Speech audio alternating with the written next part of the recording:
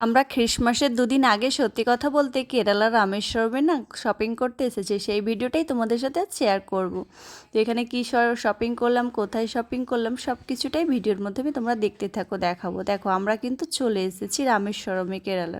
এখানে আসার পর রামেশ্বরমের সাইডেই মানে শপিং মলের সাইডেই গাড়িটা পার্কিং করে দিয়েছি। গাড়িটা পার্কিং করার পর আমরা কিন্তু শপিং মলের দিকে এগিয়ে যাচ্ছি ধীরে ধীরে। আর খুবই আনন্দ লাগছে সত্যি কথা বলতে। শপিং মলের গেটের সামনেই কিন্তু আমরা চলে এসেছি। আর এখানে দেখতে পাচ্ছ ক্রিসমাসের আগে কত সুন্দর করে সাজিয়েছে গেটের আকলির দিকটা লাইটিং দিয়ে, খুব সুন্দর লাগছে জিনিসটা সত্যি কথা বলতে।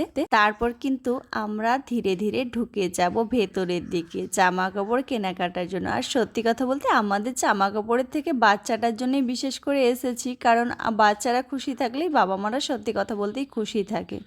বাট কিন্তু এসে দেখলাম এত পরিমাণে ভিড়, না সত্যি কথা বলতে বিশ্বাস করবে না। দেখো কত ভিড়, দেখো জামা কাপড় কিনে এত লোক দেখেই না আমার মাথা ঘুরছে এক প্রকারের এখানে সত্যি কথা বলতে। এটাতে জামা কাপড় আছে বড়দের, মানে লেডিসদের বড়দের জামা কাপড় আছে নিচতে, সব কিছুই কমা দামি সব কিছুই আছে। তুমি তোমার রেঞ্জের মধ্যে যেমন রেঞ্জের নিবে তেমন রেঞ্জেরই কিন্তু নিতে পারো।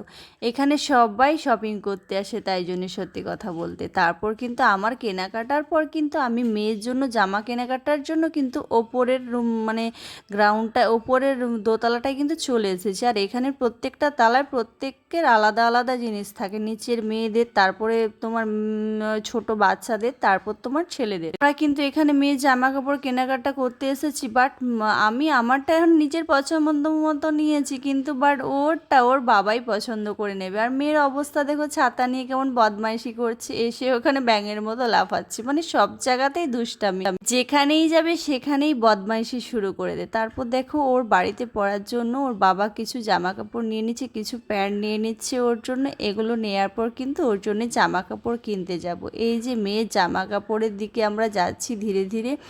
মেয়ের বাড়িতে পরার জামা কাপড়গুলো প্রথমে নেব।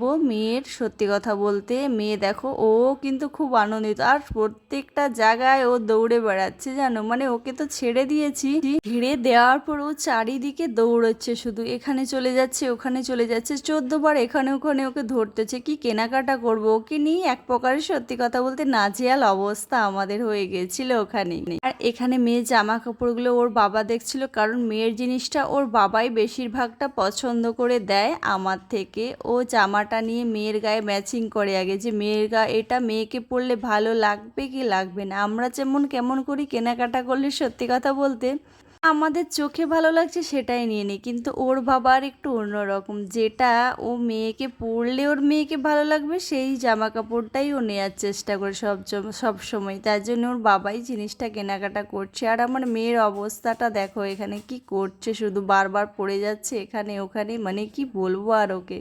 আর মেয়ের পরার জন্য কিছু টপ নেবো, তাই টপ সাইডে চলে এসেছি। আর মেয়ের অবস্থা দেখো, ওর বাবা তো পছন্দ করছে, ও আবার তার ওপর নিজে পছন্দ করছে। দেখো নিজের জামাও নিচ্ছে, ব্ল্যাকটা নিয়েছে, ও বলছে মা ওটা ওর পছন্দ হয়েছে। দেখো গায়ে আবার ম্যাচিংও করছে, কি অবস্থা।